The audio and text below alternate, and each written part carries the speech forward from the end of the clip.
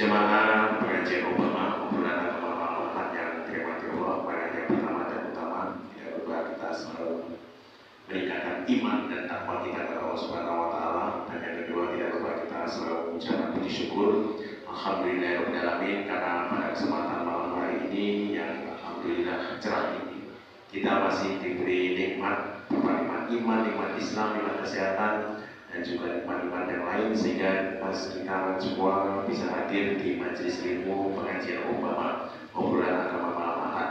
Tidak lupa sholawat hari ini salam kita lakukan kepada Rasul kita, teladan kita Rasulullah Muhammad Sallallahu Alaihi Wasallam beserta keluarga, sahabat dan umatnya, insya Allah termasuk kita yang hadir di majelis ilmu pada kesempatan malam hari ini. Amin ya rabbal alamin.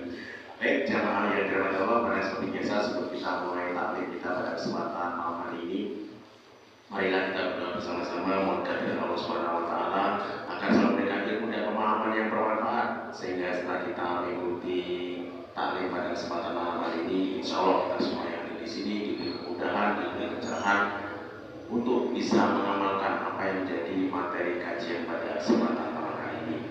Untuk berbaik saya katakan, A'udzubillahi minasyaitonirrajim. Bismillahirrahmanirrahim. Asyhadu an la ilaha illallah wa asyhadu anna Muhammadar Rasulullah. Raditu billahi rabba wa bil islami dina wa bil Muhammadin nabiyyan wa rasulah. Rabbi zidni ilma warzuqni fahma. Amin. Baik, pada kesempatan malam hari ini sesuai dengan jadwal, kalau yang tahun lalu untuk Ustadz Fadluddin Aziz jadwalnya adalah tiap Sabtu Legi, maka mulai tahun 2025, mulai bulan ini untuk jadwalnya kami geser menjadi setiap Sabtu Kliwon. Jadi pada setiap Sabtu Kliwon yang geser dengan beliau Ustadz Fadluddin Aziz akan mengisi materi mengenai kisah para nabi dan rasul. Lalu saja pada beliau Ustadz Fadluddin Aziz, waktu dipersilakan.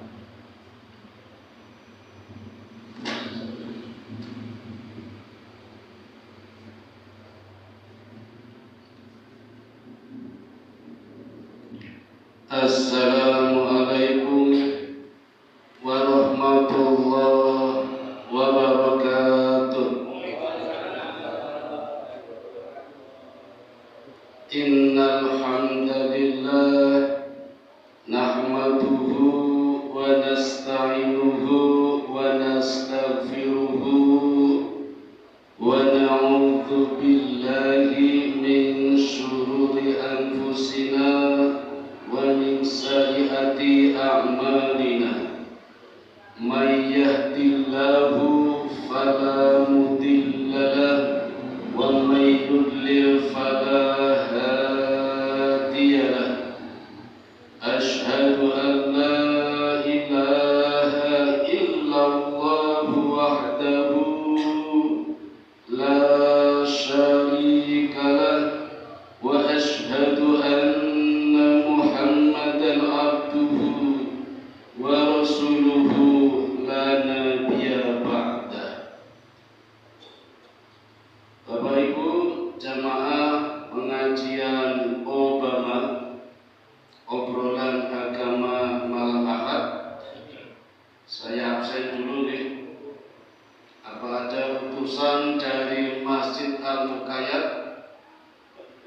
Tidak kelihatan, mungkin ketutupan tembok. Dari Masjid Al-Bahrawi tidak kelihatan. Dari Masjid Miftahus Salam, oh tidak. Dari Masjid Al-Islah Ngaji Minatan ada, alhamdulillah. Dari Masjid Warasan, oh benar, alhamdulillah. Jangan Masjid Putih. Jadi petang dulu. Malam ini harusnya yang mengisi Ustadz Rudi menyampaikan oleh-oleh dari Thailand, tapi belum berkehendak. Insya Allah saya isi dulu. Bapak Ibu, alhamdulillah malam ini kita masih berada di bulan Rajab, tanggalnya 19 Tis'at-Asyarah, angkanya angka istimewa, bulannya bulan istimewa. Bulan Rajab adalah satu dari 4 bulan yang dimuliakan Allah. Sejak langit dan bumi diciptakan, Allah sudah menetapkan 12 bulan dalam 1 tahun. Sudah tercatat di dalam Lauhil Mahfuz. Suratnya ada di dalam Al-Quran, surat At-Taubah, surat yang ke-9 ayatnya 36. Tentu saja yang dimaksud tahun di sini adalah tahun Qamariyah, karena perhitungannya menggunakan perputaran rembulan. Qamariyah dari kata al-qamar, qamarun artinya bulan. Ilmuwan ulama muslim sepakat jumlah hari dalam 1 tahun 360 hari. Kalau dibagi pas 12 mestinya 30 hari.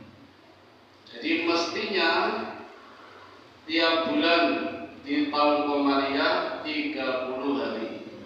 Tapi kenyataannya ada yang 29 hari. Berarti sistem ini menggunakan ru'yah, bukan hisab. Ru'yah ini kok ngincen. Jadi bisa pas, bisa pas, bisa tidak pas. Bisa meleset, bisa tepat.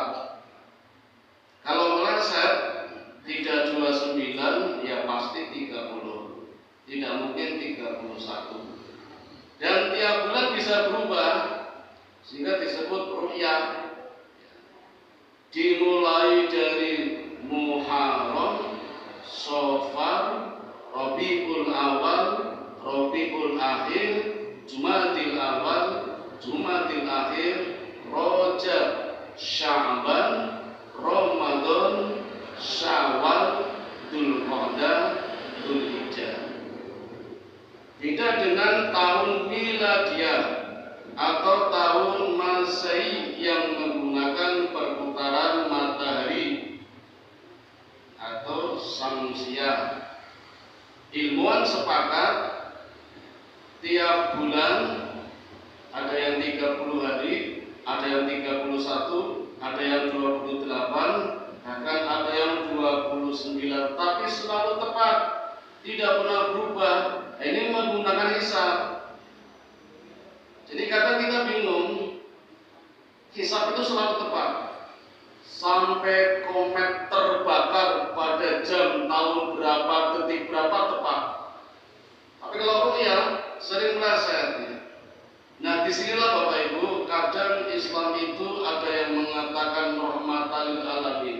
Perbedaan pendapat itu rahmat, tapi di sisi lain perbedaan pendapat adalah musibah. Sampai sekarang jadi masalah terus. Tapi saya tidak membahas itu. Tapi di tahun Miladiyah jumlah hari dalam bulan tertentu sama. Itu yang disebut hisab. Perhitungannya selalu pas. Bahkan tidak lihat kalender pun bisa. Pakai tangan bisa Bapak Ibu. Bisa dimulai dari Yanairu, Februari, Maris, April, Mayu, Yunia, Yulia, Agustus, September, Oktober, November, Desember. Ini bahasa Israel, bahasa Ibrani. Memang orangnya pinter-pinter. Ini yang kemakin. Niki sing jendol 31 hari, pasti sing jegol 30, kecuali Februari 28 hari. Kadang 4 tahun sekali Februari 29 hari yang disebut tahun kabisat.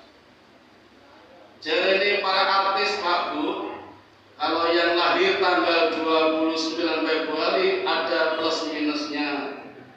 Plusnya apa? Pas ulang tahun ngirit. Minusnya apa? Sing nyumbang sithik. Iku jarene artis, jenengan santri boten usah melu-melu. Pas kapan saya memberikan les privat akuntansi murid saya, Profesi Kelingan, namanya Eka Putri, SMA Stella Gus 2. Tanggal 29 Februari di Gang Surya nomor 8 belakang Ramemoni, Kelingan dulu. Itu malah gak ulang tahun, Bu. Saya datang malah sedang nyumbang, tetangga-tetangganya dikasih bingkisan satu dus Indomie sedang. Iko non muslim Katolik, Pak, malah boten ulang tahun. Si muslim anak kiai malah panjang umurnya bila minta. Itu perbedaan tahun Komariah dan tahun Samsiah.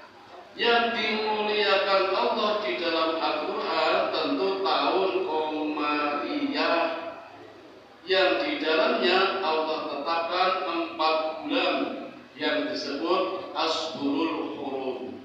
3 bulan berurutan, yang 1 bulan melompat jauh. Yang berurutan Dzulqa'dah, Dzulhijjah, Muharram. Melompat 6 bulan yaitu bulan Rajab. Termasuk sekarang ini kita sedang berada di bulan Rajab. Rajab dalam bahasa Arab berasal dari kata rojaba tarjib, yang artinya memuliakan, dimuliakan, kemuliaan. Ayat yang Allah tuliskan di dalam surat At-Taubah ayat 36 tentu saja untuk orang-orang kafir jahiliyah yang sudah punya tradisi sejak dulu, sejak zaman Nabi Ibrahim, Nabi Ismail selalu berperang. Perang menjadi hobi, jadi orang perang gatel, Pak. Ya kayak keletih ora gelut, ora kelilis. Nah memang gabut, jadi mending metu nganggo motor dulu, boleh getih. Mulane diarani keletih keliling boleh getih. Orang-orang kafir jahiliyah seperti itu. Tetapi dengan tradisi sangat mematuhinya, maka di 4 bulan ini berhenti, tidak ada peperangan, tidak menyakiti orang lain, tidak saling membunuh, taat betul Bapak Ibu. Beda dengan zaman sekarang. Contohnya Israel, nggak pandang 4 bulan ini, tetap menggembur Gaza, melanggar. Tapi kalau Nabi Muhammad ketika diserang boleh melawan, karena ayat ini untuk orang-orang kafir jahiliyah, bukan untuk orang muslim. Maka di antara peristiwa yang terjadi di bulan Rajab adalah peristiwa perang Tabuk. Perang apa, Pak? Tabuk. Disebut perang Tabuk karena terjadinya di wilayah Tabuk. Tabuk ini kok perbatasan negeri Syam. Sekarang nama negaranya Suriah, yang terancam bubar karena presidennya melarikan diri, menduduki posisi nomor 1, nominalis, finalis presiden terbesar korupsinya di dunia, nomor 1. Nomor 2 sinten? Pun ngerti kabeh. Boten usah cerita. Suriah negaranya. Tabuk itu sendiri dalam bahasa Arab artinya persiapan, perencanaan, perjuangan, pengabdian, kesetiaan. Itu arti kata dari Tabuk. Jadi menjadi nama wilayah juga memiliki arti sifat. Tabuk. Ada riwayat lain yang menjelaskan terjadinya perang Tabuk bukan di bulan Rajab, tapi di bulan Syawal. Tapi yang viral adalah bulan Rajab. Perangnya bulan Syawal, tapi bulan Rajab menjadi persiapannya, perencanaan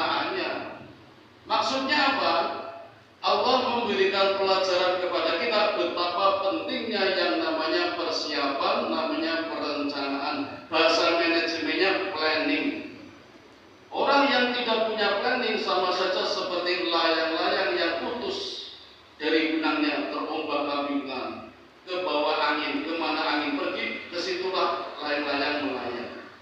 Orang yang tidak punya persiapan seperti buih di lautan yang dihempaskan oleh ombak ke tepian tanpa punya makna dan arti.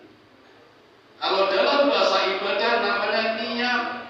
Ibadah apapun tanpa niat sia-sia. Niat pun harus lurus. Kalau tidak lurus, yang didapatkan niat yang kita ucapkan atau terbersit dalam hati kita. Jenengan dari rumah niatan dapat jajan, sekarang sudah dapat jajan. Monggo didasan iki mau mulai. Nek niat biasanya nggawa kresep. Nek niatnya ketemu teman, sekarang sudah ketemu teman. Tapi tidak mendapatkan lainnya. Maka kalau ingin dapat lainnya, niatnya diluruskan. Pertama, mendapatkan ridho Allah. Yang kedua, menuntut ilmu.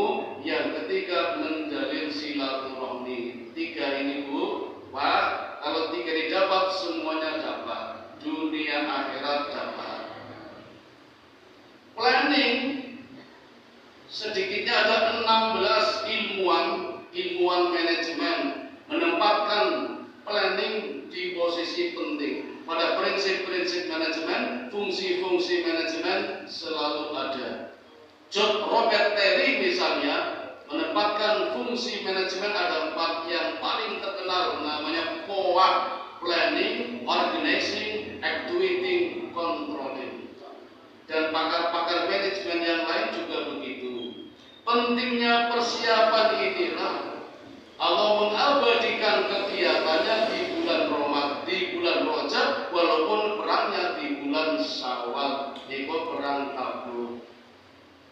Bapak Ibu, perang Tabuk itu tidak terjadi peperangan Pak, tapi masuk dalam Ghazwatul Usra. Ghazwah itu perang besar yang diikuti Nabi.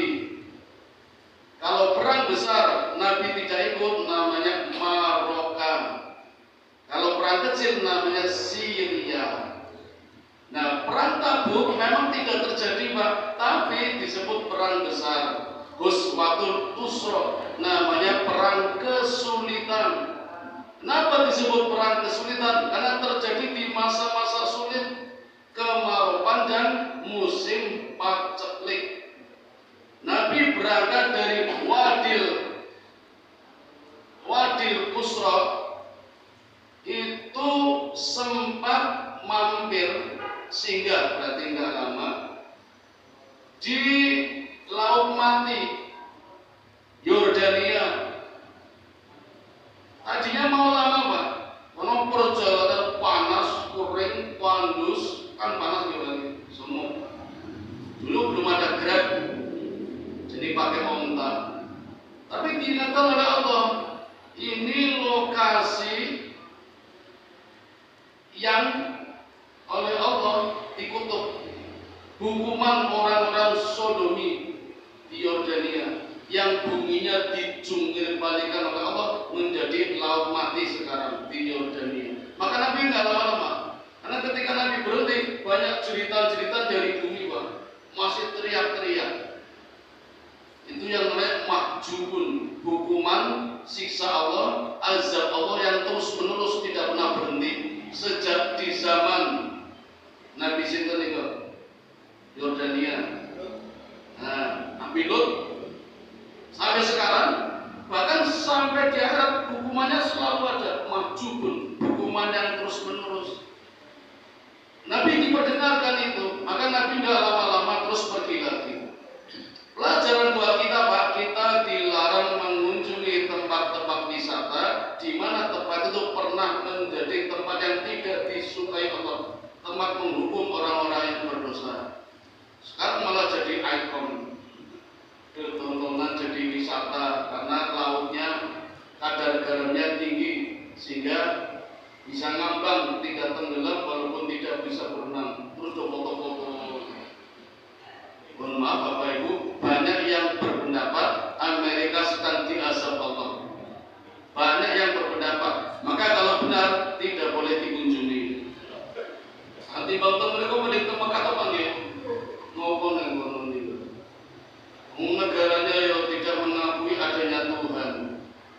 Sehari sebelum kejadian, MC-nya acara apa itu mengatakan ini negara tidak bertuhan. Ya wis. Presidennya saja menantang.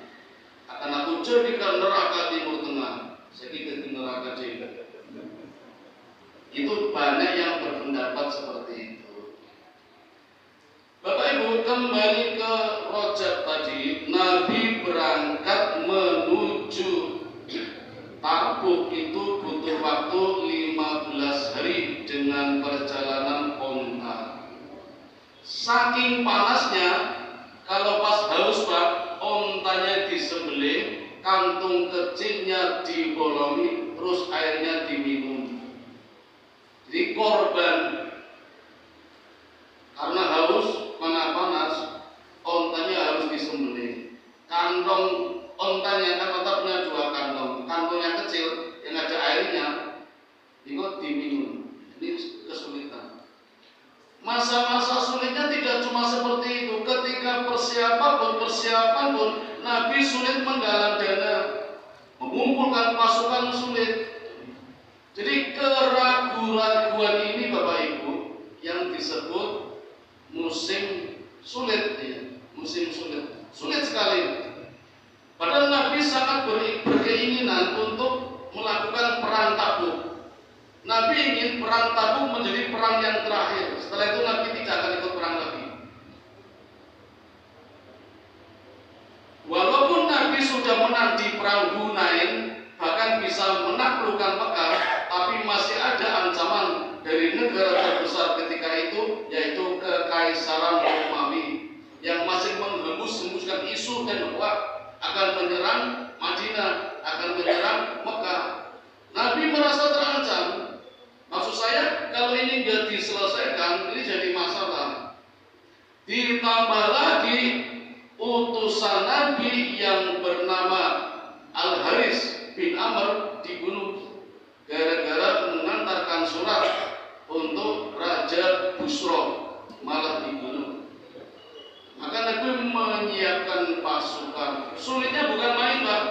Mengumpulkan pasukannya sulit, oke sing ora do gelem, dijalui sumbangan infak sedekah yang 10.000. Misalnya begini contohnya. Dulu ya bukan 1.000 nih. Kon zakat yo angel, zakat malah arep dienggo makan siang gratis. Boten pareng niku, Pak. Enggak boleh zakat untuk makan siang gratis. Alasannya bukan karena kita miskin yatim piatu, itu kan janji ketika kampanye dulu. Masalahnya jadi dewe yang menang ya ora ke dewe untuk tengah zakat. Enggak boleh itu. Kecuali kalau dulu nggak janji, itu boleh. Untuk yang fakir miskin, jenengan boten pareng mobil yang dino ganti jalur.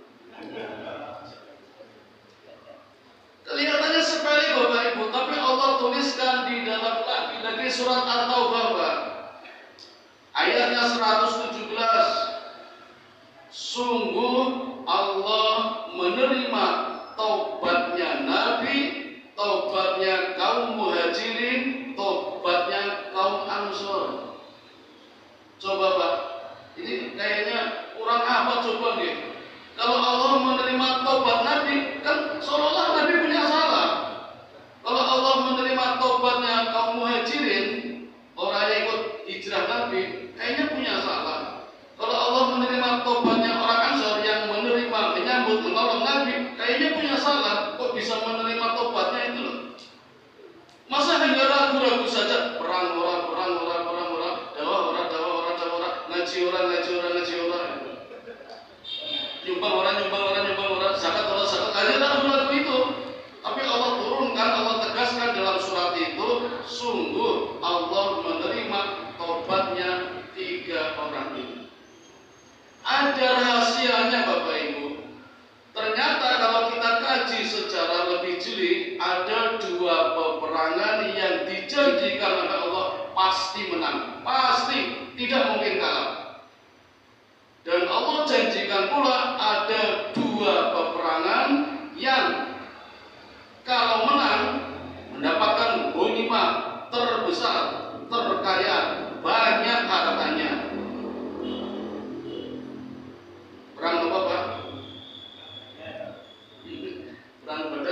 dijanjikan harta Pak, dijanjikan surga. Sampai setelah perang Badar selesai, orang-orang berbuat dosa dimaafkan Pak. Itu luar biasa perang Badar ini. Maka banyak sahabat yang meri yang tidak ikut perang Badar sampai berbuat dosa saja diampuni, dijamin masuk surga. Itu orang Badar, perang Badar. 313 satu tambah Nabi dijamin masuk surga itu Pak. Pengen hidup di masa lalu Pak. Ini perang yang Allah janjikan menang. Perang Khaybar dan perang Tabuk. Yang Allah janjikan harta rampasannya besar, banyak. Setelah perang nanti menang terus kaya, itu perang Hunain sama Tabuk. Jadi Tabuk ini perang yang Allah janjikan juga kemenangan sama kekayaan. Walaupun akhirnya nggak perang Pak, ini memang rahasia Allah. Beda dengan Khaybar, Allah janjikan harta yang banyak, tapi tidak janjikan kemenangan. Tapi menang. Itu Khaybar. Terbalik nih, Allah janjikan kemenangan, tapi hartanya tidak sebanyak ketika di perang Hunain. Bapak Ibu, kalau kita memahami ayat Quran, peperangan yang Allah janjikan menang itu tidak semuanya mudah. Perang Tabuk termasuk, ya memang mudahnya karena nggak perang, tapi kan persiapannya itu yang luar biasa. Ragu-ragu saja, Allah nggak suka. Tapi ketika mulai yakin, setia, mau berkorban, Allah terima tobatnya dan berikan kemenangan di perang Tabuk. 15 hari sampai di sana tidak terlihat musuh, nggak kelihatan. Nabi menunggu 20 hari Pak, hampir sama dengan perang Khaybar. Sampai di sana di perang Khaybar juga nggak ada orang, nggak ada musuh. Jangan-jangan musuh mengintai nanti tiba-tiba menyergap. Nah bedanya Pak, di perang Tabuk Nabi menunggu 20 hari, ternyata benar-benar musuh tidak kelihatan. Pada kerajaan kekaisaran Romawi terbesar ketika itu, rupanya Nabi hanya membawa 30.000 pasukan, mereka sudah takut. Karena Nabi baru saja mengalahkan di perang Hunain dan menaklukkan Mekah. Jadi rupanya kendor semangat kekaisaran Romawi yang hanya kekuatannya 40.000 ketika itu menjadi kekuatan terbesar, tapi sering menyebar waktu itu. Takut 20 hari. Dan 20 hari dimanfaatkan oleh Nabi untuk melobi pimpinan-pimpinan penguasa daerah sekitarnya sehingga bersatu menambah kekuatan Nabi. Itu juga janji Allah. Selesai Nabi pulang dan butuh 15 hari lagi. Jadi total 50 hari perang Tabuk selesai tanpa berdarah-darah, rampung. Allah janjikan kemenangan dan berikan ghanimah, harta rampasan yang sangat banyak, yang sampai sekarang Pak hartanya tidak habis-habis. Ustadz saya cerita ketika umroh kemarin di Mekah sempat menemukan bank yang memiliki rekening namanya Umar bin Khattab dan Utsman bin Affan. Jumlah saldonya selalu bertambah. Dikabarkan sudah sampai 13 triliun. Orangnya sudah tiada, saldo banknya bertambah terus. Beda dengan kita, orangnya masih ada, saldonya habis. Diambil terus. Itu berkat perang Tabuk. Perang Khaybar mirip, tapi berdarah-darah. Perang Khaybar itu ada 9 benteng yang dimiliki orang-orang Yahudi. Baru benteng pertama saja Nabi mengepung selama 43 hari, nggak tembus-tembus itu Pak, nggak tembus itu, kuat sekali bentengnya itu. Dijebol nggak bisa. Sampai Ali bin Abi Thalib minta izin kepada Nabi, Allah berikan mukjizat kepada Nabi, diberikan kepada Ali untuk menjebol pintu gerbang, baru jebol itu. Merembet ke benteng-benteng lain sampai 9 benteng dikuasai, baru selesai perang Khaybar dalam waktu 60 hari. Dan Allah janjikan kemenangan. Jadi kalau kita pelajari Bapak Ibu, peperangan yang Allah janjikan kemenangan, ada yang harus ikhtiar.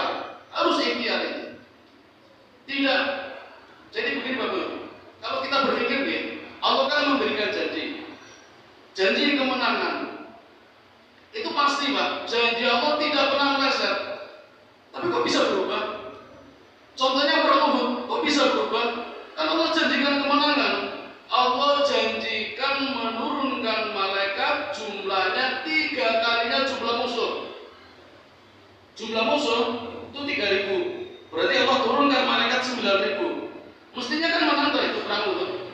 Kenapa bisa kalah? Di perang Badar pasukan Nabi cuma 313, pasukan musuh 1.000. Allah turunkan 1.000 malaikat, menang perang Badar. Di perang Uhud Allah turunkan 9.000 malaikat, cuma belum diturunkan. Jadi Allah akan saya turunkan malaikat 3 kalinya jumlah musuh. Bahkan kalau kamu disiplin taat pada Nabi, akan kirim malaikat lagi, malaikat khusus, malaikat pemburu, Pak. Jadi kayak polisi yang pakai tril itu loh, pemburu itu. Iya. Tapi kenapa kalah? Allah tidak melanggar janji, tapi umatnya, pasukannya yang merubah. Kan Nabi pesan, pasukan panah 50 orang jangan turun. Kalau engkau melihat kami menang, jangan turun. Kalah, jangan turun. Fase pertama menang itu perang Uhud. Turun, nggak sabar, wedi rakomanan bansos itu loh. Wedi rakomanan makan siang, mau mudun. Sudah diingatkan oleh Abdullah bin Zubair, jangan turun, ini pesan Nabi. Mayal 50 yang turun 44, tinggal 6. Khalid bin Walid yang ketua pasukan panah orang kafir Mekah, 200 lihat manuver memutar bukit, naik 6 orang sama 200 yuk kalah. Ganti serangan dari atas, muslim kocar kacir saling membunuh sampai Nabi terluka, terjatuh masuk dalam lubang yang dipasang oleh orang-orang munafik. Berubah, kemenangan sudah diambang pintu, sudah terlihat oleh mata, jadi kalah itu perang Uhud. Siapa yang merubah? Ya orang itu tidak taat kepada Nabi. Jadi Bapak Ibu, intinya kalau kita tidak taat kepada Nabi yang Allah janjikan, ngambang, Allah tunda dulu. Jadi kalau pengen mengalahkan Israel misalnya, kuncinya ya taat kepada Allah, taat kepada Nabi, dan satu lagi bersatu. Bersatu. Kalau pecah belah tidak mungkin menang walaupun akidahnya benar. Kan kadang orang begitu ya. Walaupun akidahnya salah, tapi kalau bersatu menang. Kan prinsip organisasi begitu. Allah berikan kemenangan kepada kemungkaran asal bersatu, rapi. Sementara Islam benar akan kalah kalau tidak bersatu, kocar kacir. Itu pelajaran dari perang-perang termasuk perang Tabuk yang terjadi di bulan Rajab. Peristiwa yang lain yang tidak kalah pentingnya adalah kembalinya Baitul Maqdis. Di Baitul Maqdis sampai sekarang tidak selesai-selesai, Pak. Yang sekarang sedang diincar oleh Israel ya Baitul Maqdis, Pak. Apa sih yang dicari? Banyak. Nyari tongkatnya Nabi Musa, nyari cemetinya, nyari kitabnya, termasuk nyari apa itu punya Nabi Sulaiman ini. Kamu boleh-boleh saja, cari-cari saja itu. Yang terjadi di bulan Rajab, kembalinya Baitul Maqdis. Jadi seringkali kembali, diambil lagi, direbut lagi, dipantai lagi, diambil lagi. Nah yang terjadi di bulan Rajab ini, dikala pasukan Muslim dipimpin oleh Salahuddin Al-Ayyubi. Kenapa? Ya. Kamu dikenalannya. Nama aslinya jarang yang tahu. Tapi ada pujangga yang memberikan nama Yusuf Al-Ayyubi. Kenapa disebut Yusuf? Pertama karena ganteng, Bu. Kalau aku ya tahu banget. Maksudnya aku sih ngatur itu. Al-Ayyubi karena dinastinya, keturunannya ya. Marga kan orang kadang punya marga. Itu Al-Ayyubi. Jadi kalau ditelusuri ya jauh sekali dengan Nabi Ayub. Saya belum menelusur ke sana. Karena ini generasinya sebenarnya nggak begitu jauh dengan kita. Lahir di tahun 1117. Wafat di tahun 1198 pun minta tahun. Sukunya Kurdi, lahir di daerah Irak. Sebenarnya orang-orang biasa, Pak. Orang biasa Salahuddin. Saya membaca komiknya sejak SD kelas 5. Dulu ada persewaan komik, bayarnya 10 rupiah sehari. Saya nyewa itu, Salahuddin Al-Ayyubi. Julukannya apa? Singa Padang Pasir. Beliau viral itu setelah memenangkan perang salib. Perang salib yang ke-7. Kan sampai 7 kali perang salib. Perang salib pertama terjadi di tahun 1070. Gara-gara Islam tidak bersatu, pecah belah itu. Terus disebarkan hoax oleh orang-orang Romawi Vatikan. Nah, Romawi itu tokoh hoax dunia. Kalau tokoh hoax nasional bunyi di dunia, jadi dunianya hoax itu di Roma Vatikan, kerajaan Romawi. Islam difitnah. Islam katanya sering memakan daging bayi. Islam memperkosa wanita-wanita Kristen. Ulamanya disuap. Jadi nggak usah kaget kalau sekarang seperti itu, Pak. Ulamanya pecah-pecah. Ada yang bayarannya tinggi, ada yang menaikkan pajak untuk senengnya sendiri. Di zaman dulu juga gitu, Pak. Bahkan pernah terjadi bentrok antara umatnya Imam Syafi'i dengan umatnya Imam Hanafi. Dan Hambali bentrok tarung padu koyo supporter PSM sampai korbannya 40 gara-gara apa Pak? Bahas celana congklang. Sampai sebegitunya itu. Padahal negara sedang genting, pecah sendiri tawuran itu. Jadi jamaahnya Imam Syafi'i sama Imam Hambali tawuran yang meninggal 40 gara-gara tato congklang. Saya jadi curiga nih. Saya sering dapat kiriman hadis Bapak Ibu. Hadisnya itu kalau menurut saya mendingan nggak usah dibahas. Ada persoalan yang lebih penting daripada itu, yaitu negara. Itu hadisnya, maaf Bapak Ibu. Hadisnya itu, ngapunten ya. Misalnya ya, apa hukum memakai celana dalam ketika sholat? Ini yang penting, tapi kan ada yang lebih penting lagi, negara itu loh Pak. Kita itu terjebak di situ karena memang orang ini pikir negara tuh Pak, kok sini orang dia tuh Pak. Nah kita tuh dijajah Bapak Ibu. Kita mau lepas dari itu loh. Jadi akidah kita merasa benar, tapi kok pecah-pecah tidak bersatu. Berarti akidahnya salah. Kalau akidahnya benar, nggak mungkin pecah belah. Nah jadi kalau pecah belah tidak bersatu, jangan-jangan hukuman dari Allah ini. Allah memberikan hukuman karena berbeda pendapat sampai tawuran. Nggak mungkin itu barokah sampai tawuran korbannya 40 gara-gara kata congklang itu. Itu berarti musibah itu. Kalau seperti itu apa benar akidahnya? Ya nggak benar. Kalau akidah benar pasti bersatu. Kan akhirnya kuntum khaira ummatin ukhrijat linnasi ta'muruna bil ma'ruf wa tanhauna 'anil munkar wa tu'minuna billah. Beriman kepada Allah harusnya akidahnya sama-sama benar maksudnya. Jadi nanti kalau di dalam mengajarkan kebaikan sama, melarang, mencegah kemungkaran sama, tidak beda caranya. Jadi bersatu. Ini kok macam-macam nanti bentrok sendiri berarti jangan-jangan akidahnya tidak benar karena tidak bersatu. Nah, tampilnya Salahuddin Al-Ayyubi memperbaiki itu, menyatukan umat dulu. Dan Salahuddin Al-Ayyubi Pak itu baru viral setelah mengalahkan Kekaisaran Romawi, merebut kembali Baitul Maqdis. Sebelumnya nggak terkenal orang biasa. Cuma, nah ini mungkin ibadahnya beda dengan kita Pak. Tahajudnya luar biasa. Tadarusnya jangan ditanya. Setiap malam beliau tahajud 1 juz. One night, 1 juz. 1 malam, 1 juz. Sudah selesai? Belum.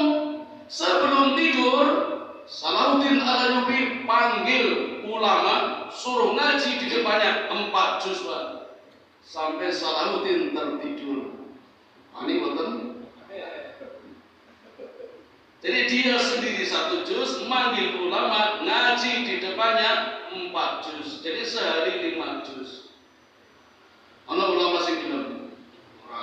Niku Salahuddin Al-Ayyubi. Kekayaannya jangan ditanya Pak. Setiap orang datang pasti tidak dikecewakan, selalu apapun yang dia miliki, orang datang diberi, minta uang diberi, bahkan semakin banyak mengeluh, semakin banyak memberinya. Jadi orang ngeluh malah sedih. Iki nek Esiono Salahuddin dengan teko mengeluh sambat malah kenter. Sekiranya malam itu Salahuddin tidak punya, dia akan mengatakan, mohon maaf malam ini saya belum punya, insya Allah besok kalau ada saya kasih. Yang luar biasa Pak, Salahuddin Al-Ayyubi itu kan penguasa dua kerajaan, Mesir sama Irak. Orang Irak tapi dibesarkan di Mesir. Pemegang dua kunci rumah Allah. Luar biasa gitu. Sugih kaya apa? Kekuasaan berada di tangannya, tetapi ketika meninggal dunia Pak, nggak ada orang yang tidak menangis. Tidak cuma umat Islam, orang kafir menangis, orang Kristen menangis, orang Katolik menangis, nangis semua Pak. Yahudi menangis. Ini kan luar biasa. Ketika meninggal pemakamannya Pak, nggak ada yang tidak menangis. Seorang raja, sultan menguasai dua kerajaan, kekuasaan di tangannya, tetapi ketika meninggal dunia, ketika dimakamkan, meninggalkan hutang Pak. Pemakamannya saja dia berhutang besarnya 1 dinar 47 dirham. 1 dinar itu 1 kilo emas, tapi bentuknya batangan, 1 batang setengah kilo, jadi 2 batang. 1 kilo itu pinten gram Pak? Padahal 1 gram ini 24 karat di toko Semar sekarang 1150. 23 karat cuma 1100. Ajeng tumbas betul Bu? Nah ajeng tak antar Bu. Belum persani Bu. Ini kan tumbas ya, nek ngedol turun kena potongan. Ongkir, ongkos. Ini 1 kilo ditambah 47 dirham. Dirham niko perak niko 1 gramnya 30.000. Kalau belinya di mall 40.000, niko beli nek jual 20.000, nek boten surate, nek rano surate 5.000. Kan ketandan pasar Beringharjo niku. Nek boten dihapusi lho. Pun gantung. Berapa utangnya Salahuddin Al-Ayyubi? Menguasai 2 negara, tidak cuma 1 negara loh Pak. Masa meninggal saja meninggalkan utang. Coba lihat pemimpin kita yang menguasai 1 negara, punya utang boten? Ya tetung jadi duit loh Pak. Ini yo merampas dari orang taksi utang malah rakyat juga punya utang. Itu yang membuat semua yang layak menangis. Hebatnya lagi Bapak Ibu, kalau orang sekarang bilang beliau adalah tidak cuma pahlawan tanpa tanda jasa, tapi pahlawan hampir tidak punya nama. Karena namanya wangi setelah beliau bisa mengambil alih Baitul Maqdis. Sebelumnya nggak viral. Salahuddin Al-Ayyubi itu hidup dalam bayang-bayang orang-orang hebat.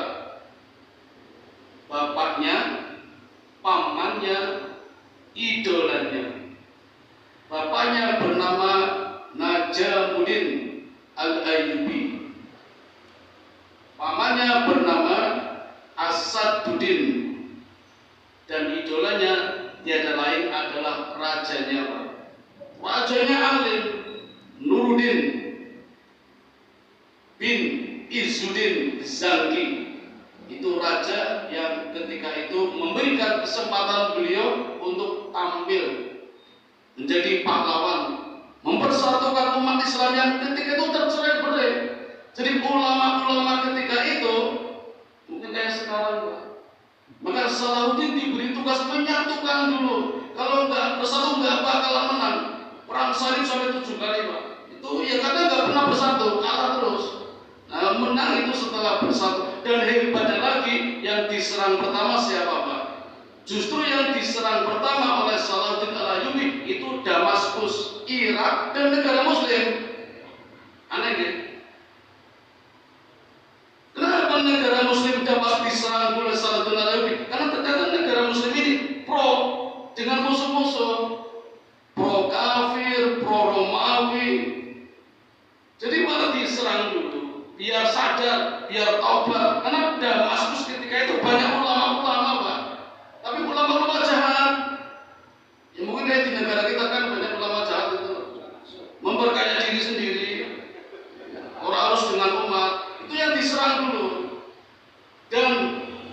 penyerangannya hebat, Pak. Tanpa berdarah. Hampir setahun dikepung oleh Salahuddin, Damaskus akhirnya tak berdaya. Caranya menyadarkan itu, yang fakir miskin didanai semuanya itu nanti beres, baru kuat, baru mulai bangkit bersatu menyerang Konstantinopel, Romawi, akhirnya beres. Ini terjadi di bulan Rajab, kembalinya Baitul Maqdis oleh Salahuddin Al-Ayyubi. Setelah 3 orang ini tiada, bapaknya, pamannya, rajanya, beliau baru viral. Jadi Bapak Ibu, kita punya kesempatan untuk viral juga setelah yang membayangi panjenengan sudah tidak ada. Sunai kula mboten-mboten, Pak Rudi mboten-mboten, Pak Toto dan lainnya, monggo silakan siapa yang mau tampil jadi pahlawan. Tidak ada masalah, boleh-boleh saja, asal landasannya kuat seperti Salahuddin Al-Ayyubi. Tahajudnya, sholat rawatibnya Bapak Ibu seumur hidup tidak pernah meninggalkan rawatib qobliyah ba'diyah kecuali 3 hari ketika beliau pingsan. Pernah pingsan 3 hari Pak, libur rawatibnya. Dengan nanti libur rawatibnya bodoh. Beliau selalu bersama di masjid. Kalaupun dia sakit, masjidnya dipindah ke rumahnya, Pak. Dia nggak pernah, saya sakit, saya pamit ya, ke masjid. Nggak pernah, masjidnya dipindah ke rumahnya. Imamnya ditarik jadi imam di rumah. Jadi semuanya jamaah. Jadi nggak pernah meninggalkan jamaah. Niko sudah seperti itu Bapak Ibu, sudah pun luar biasa. Maka 2 kejadian ini Bapak Ibu, perang Tabuk dan kembalinya Baitul Maqdis, kalau saya pelajari ini, kalau saya ambil hikmahnya, ini seperti cas HP. Kan HP casnya beda-beda. Ada yang casnya harus asli, bagus, mahal. Seperti Nabi, para sahabat, pejuang, mujahid, itu kan HP yang bagus. Imannya bagus maksud saya. Casnya ya lewat peperangan. Kalau kita kan HP murah atau babu. Nah, perang mesti rada wali toh. Angkara klete wedi kok. Kalau begal wedi. Casnya beda. Karena HP kita beda, iman kita beda. Maka Bapak Ibu, mumpung di bulan Rajab ini, seberapapun kualitas tingkatan iman kita harus selalu kita cas. Maka bulan Rajab, bulan yang penuh keberkahan, kemuliaan, jadikan sebagai starting point untuk ngecas HP, ngecas iman kita. Karena HP kita punya baterai yang selalu akan menurun sampai batas waktu tertentu. Kalau tidak dicas 0, habis, nggak bisa dipakai. Sama dengan iman kita, itu punya batas waktu seperti kartu SIM card yang harus isi ulang registrasi. Kalau tidak diisi pulsanya, tidak diisi kuotanya, nggak bisa dipakai, nanti kena blokir. Iman kita kalau tidak diisi ulang, Pak, nanti kena blokir. Di akhirat nggak bisa ketemu Allah, nggak bisa ketemu Nabi, nggak bisa masuk surga. Jadi harus kita isi ulang setiap saat. Tidak cuma setiap Jumat, tidak cuma sepekan sekali, setiap hari kita isi ulang, kita registrasi agar iman kita kuat dan tidak diblokir. Bagaimana cara isi ulangnya? Tergantung jenis kartu yang kita miliki. Kalau kartu kita Indosat, maka kita isi ulang dengan kartu Indosat. Apa itu Indosat? Intensifkan doa, usaha, dan tawakal. Indosat. Catat Bu. Ini 3 prinsip hidup seorang muslim: doa, usaha, tawakal. Harus lengkap. Doa tanpa usaha, kebohongan. Usaha tanpa doa, kesombongan. Ada doa, ada usaha, landasannya tawakal, pasrah kepada Allah. Indosat, intensifkan doa, usaha, tawakal. Untuk si kartunya Indosat. Ini kartunya apa Pak? IM3 dicas, isi ulang dengan kartu IM3. Imannya harus mantap, maslahat, manfaat. Tidak cuma iman-iman biasa, harus mantap. Ngapunten nggih kula keparipat toto diikuti. Kalah kula. Mantap banget itu. Motor kula diselip ini. Pembabasari ketemu, setelah ketemu, kemudian ketemu di surga kami. Dengan termasuk iman yang mantap. Manfaat untuk diri sendiri, maslahat untuk orang lain. Itu yang kartunya IM3. Sinten sing kartunya simpati. Oh jenengan. Monggo dicas. Isi ulang dengan kartu simpati. Simpanan amal sebelum mati. Mumpung belum mati, amalnya diperbanyak. Jangan dihabiskan dengan amal-amal yang sia-sia. Simpati. Yang kartunya as, perbanyak as. Amal soleh, jangan amal yang salah. Amal yang benar, amal jariah, ilmu yang bermanfaat, anak yang soleh, yang tidak akan terputus walau kita sudah tiada. Bahkan kita seperti keran selang yang memancar pahalanya walau kita sudah tiada. Dan ini menjadi satu kesatuan. Amal soleh, amal jariah, ilmu yang bermanfaat. Yang kartunya as, monggo perbanyak amal soleh. Mumpung di bulan Rajab, jadikan starting point. Yang kartunya SL, ekstra lillah, benar-benar karena Allah, ikhlas. Seperti janji kita di setiap sholat ketika membaca doa iftitah, inna sholati wa nusuki wa mahyaya wa mamati lillahi rabbil alamin. Bukan karena yang lain, karena Allah. Yang kartunya XL.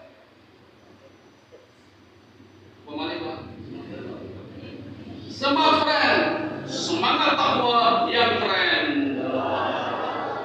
Buat takwa biasa, negaranya udah berubah harus keren. Serasa dulu. Ingat singangan eksis nih. Ekstra istiqomah. Niki singangan mergo istiqomah niku khairum min alfi karomah. Istiqomah itu lebih mulia daripada 1000